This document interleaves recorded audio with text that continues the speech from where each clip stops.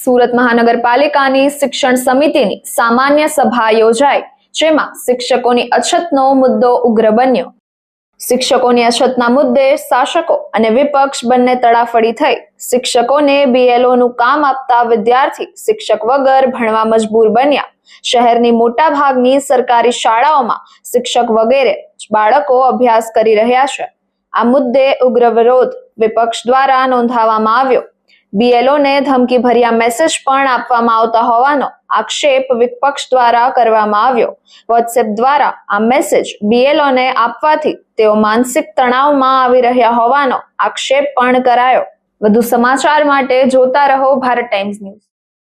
રાજેન્દ્ર કાપડિયા, નગર પ્રાથમિક શિક્ષણ સમિતિ અધ્યક્ષ।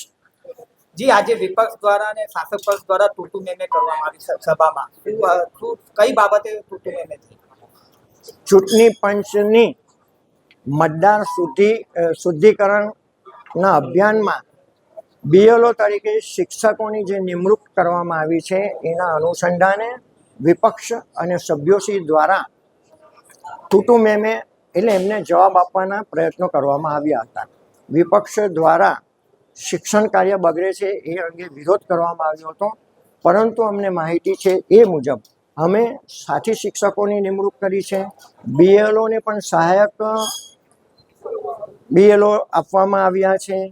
બીએલઓ 2 પણ એમની સાથે જોડાયેલા છે।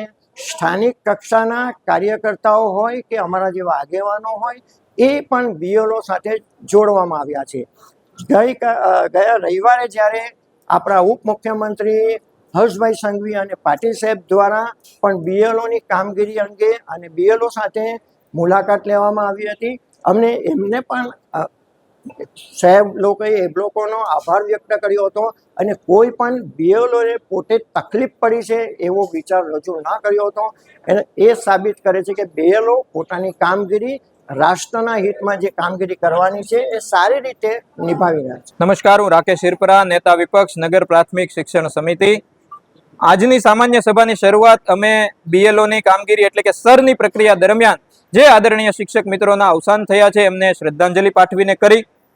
મુખ્ય કામ 2 હતા જેના ઉપર વિરોધ કરવામાં આવ્યો। સૌથી પહેલું કામ એ છે કે બાળકોનું ભણતર બગડી રહ્યું છે। કોરોનામાં ઓલરેડી બાળકોના 2 વર્ષનું અભ્યાસ ખરાબ થયો છે। હવે લર્નિંગ લોસને રિકવર કરવાની જગ્યાએ સરકાર નવી પ્રવૃત્તિઓ આપી રહી છે।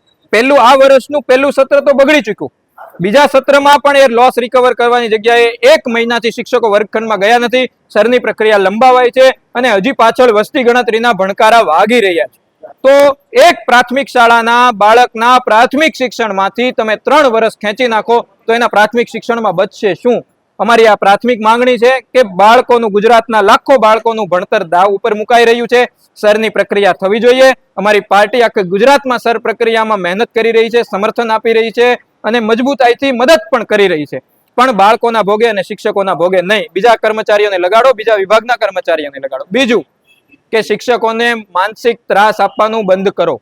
શિક્ષકોને અનઓફિશિયલ મેસેજ, વોટ્સએપ ગ્રુપમાં પડેલા મેસેજ દ્વારા એવી ધમકી આપવામાં આવી રહી છે કે જો તમે શાળામાં હાજર હશો ઓફિસની ડ્યુટી અવર્સ દરમિયાન તો તમારા ઉપર એક્શન લેવામાં આવશે।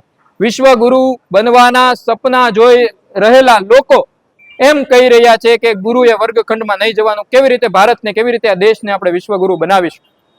તો અમારી માંગણી છે, કડક માંગણી છે, સ્પષ્ટ માંગણી છે કે શિક્ષકોએ વર્ગખંડમાં જ રહેવું જોઈએ, ભણાવવું જોઈએ। શિક્ષકો પાસેથી આ કોઈ પણ પ્રકારની કામગીરી ન કરાવવી જોઈએ અને શિક્ષકોને માનસિક ત્રાસ આપવાનું બંધ થવું જોઈએ।